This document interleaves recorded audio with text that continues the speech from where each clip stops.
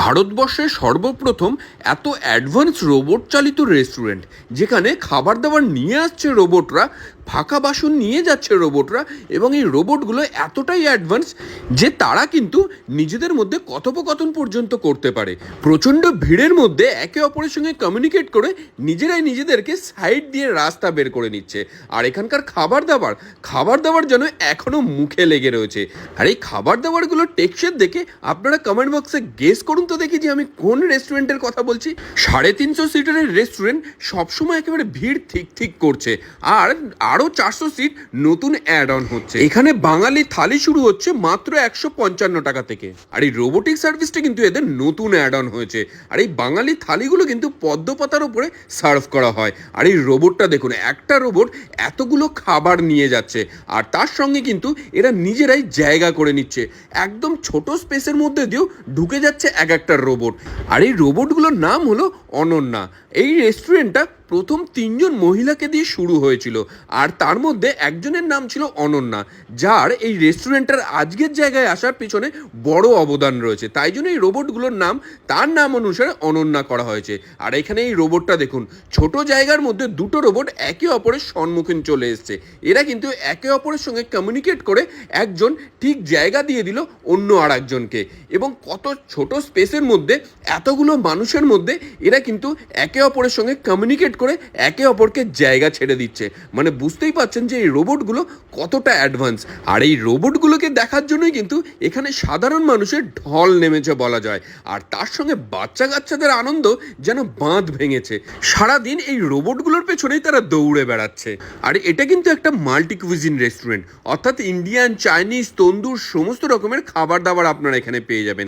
আর এখানে টোটাল 5টা sitting arrangement রয়েছে: বসুধা, চৌরঙ্গি, পারগোলা, বাগিচা আর লেহের। আর এই ভিডিওটা যারা যারা দেখছেন তারা আশা করি বুঝতেই পেরেছেন এতক্ষণে যে আমি কোন রেস্টুরেন্টের কথা বলছি। কিন্তু রেস্টুরেন্টের এই নতুন সার্ভিসটা সম্বন্ধে হয়তো এখনও আপনারা অবগত হননি, তার কারণ এটা একদম নতুন ইন্ট্রোডিউস হয়েছে। হ্যাঁ, আমি কথা বলছি কৃষ্ণনগরের মাদার্স হাটের। আর এই সমস্ত লোভনীয় খাবার এবং এই রোবোটিক সার্ভিস উপলব্ধি করতে গেলে কিন্তু আপনাকে আসতেই হবে কৃষ্ণনগরের মাদার্স হাটের। আর এখানকার এক্স্যাক্ট অ্যাড্রেস, কন্ট্যাক্ট নাম্বার, সমস্ত ডিটেলস আমি আপনাদেরকে ডেসক্রিপশানে দিয়ে দিয়েছি। আর এই রোবটগুলো দেখুন, চলে ফিরে কিচেন থেকে খাবার নিয়ে একেবারে টেবিলের সামনে এসে হাজির হচ্ছে। আর কয়টুকু জায়গার মধ্যে এরা অপারেট করছে দেখুন। আর এই ভিডিওটা যারা যারা দেখছেন, কে এর আগে মাদার্স হাটে গেছেন এবং আপনাদের এক্সপিরিয়েন্স কেমন সেটা জানাবেন আমাকে কমেন্ট বক্সে। আর এই মাদার্স হাট কিন্তু বিখ্যাত তাদের এই মহিলাচালিত অপারেশন এবং পদ্মপাতায় এই বাঙালি থালির জন্য। পশ্চিমবঙ্গের বিভিন্ন প্রান্ত থেকে মানুষজন আসে এই মাদার্স হাটের খাবারের স্বাদ গ্রহণ করতে। আমরাও তাই ছুটে গেলাম মাদার্স হাটের খাবার এবং এই রোবোটিক সার্ভিস দেখে নিতে সরেজমিনে। আর এখানে রোবোটিক সার্ভিস দেখে নিয়ে প্রথমে যেটা ট্রাই করলাম সেটা হচ্ছে চিংড়ি কাটলেট। এক প্লেটে এরকম সাইজে 2 পিস চিংড়ি কাটলেট আপনারা পেয়ে যাবেন, এবং এর ভেতরে দেখুন কুচো চিংড়ি এবং তার সঙ্গে মশলা একেবারে স্টাফ করা রয়েছে। ওপরের কোটিংটা একেবারেই পাতলা আর মুচমুচে। আর এটা কিন্তু একটা কাসুন্দির ডিপ দিয়ে সার্ভ করা হয়েছিল। এই স্টার্টার আইটেমটা খাবারের শুরুতে খেতে জাস্ট অসাধারণ লেগেছে। যারা যাবেন তাদেরকে বলবো স্টার্টারের মধ্যে এটা কিন্তু আপনাদের জন্য মাস্ট ট্রাই আইটেম। আর এতটা গরম ছিল যে আমি খেতে পাচ্ছিলাম না ঠিকঠাক করে, তাই জন্য কাঁচা আমের শরবত দিয়ে একটু মুখটা ভিজিয়ে নিলাম। আর তারপরে বসে বললাম এদের এই বাঙালি থালিটা নিয়ে। এদের এখানে বাঙালি থালি শুরু হচ্ছে কিন্তু মাত্র 155 টাকা থেকে, যাতে এত রকমের আইটেম পেয়ে যাবেন আপনারা। আর তার ইউনিক হচ্ছে এই পদ্মপাতায় সার্ভ করা হয় বাঙালি থালিটা, যেটা পশ্চিমবঙ্গে কিন্তু খুব কম জায়গায় আছে। আর একটা জিনিস যেটা ভালো লাগলো সেটা হচ্ছে সাবুর পাঁপড়টা, যেটা খেতে আমার দারুণ লাগে। অন্য কোনো রেস্টুরেন্টে সাবুর পাঁপড় সচরাচর আমি দেখিনি। বাঙালি থালিটা খেয়ে নিয়ে নেক্সট যেটা ট্রাই করলাম সেটা হচ্ছে গরম গরম বাসমতি চালের ভাত, কাজু কিশমিশ দিয়ে ডাল, তার সঙ্গে ঝুড়ি ঝুড়ি আলু ভাজা এবং লেবু, সবকটা মেখে নিয়ে সোজা মুখে চালান করে দিলাম। জাস্ট অসাধারণ লেগেছে আমার। এখানকার খাবারের স্বাদ কিন্তু সত্যি মনে রাখার মতন।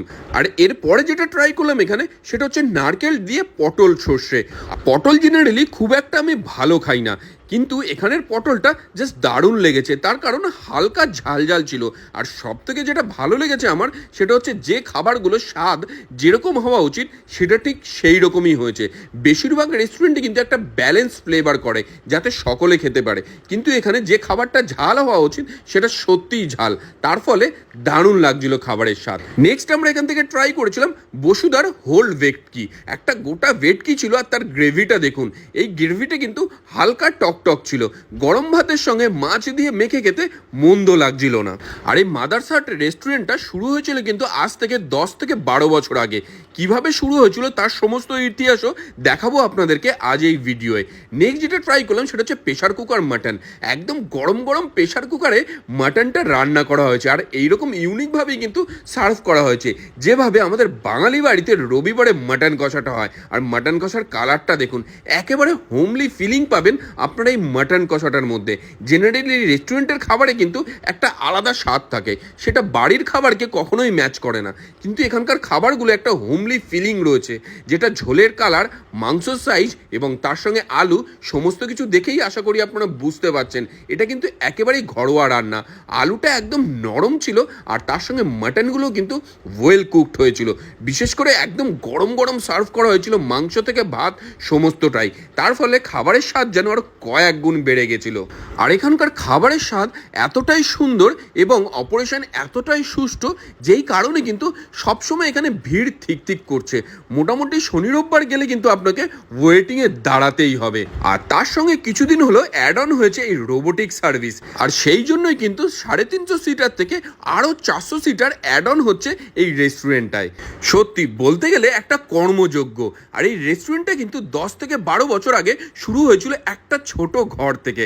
আজকে সেখানে 5টা সিটিং অ্যারেঞ্জমেন্ট, এবং এগুলো কিন্তু পার্টি বুকিংয়ের জন্য আপনারা বুক করতে পারেন। আমরা যেদিন গিয়েছিলাম এখানে একটা অন্নপ্রাশন চলছিল। বাইরে থেকেই দেখতে পাচ্ছেন মাদার্স হাট নামকরণ একেবারে সার্থক, তার কারণ এটা দেখতে কিন্তু একেবারে কুড়ে ঘরের মতন বাইরে থেকে, আর ভেতরে একটা গোটা গ্রাম।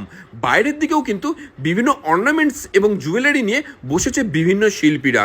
আর তার সঙ্গে এই মাদার্স হাট শুরু হয়েছিল কিন্তু পেট্রোল পাম্পের পাশে এই ছোট ঘরটা থেকেই, যেখানে 2 থেকে 3টে সিটিং অ্যারেঞ্জমেন্ট ছিল।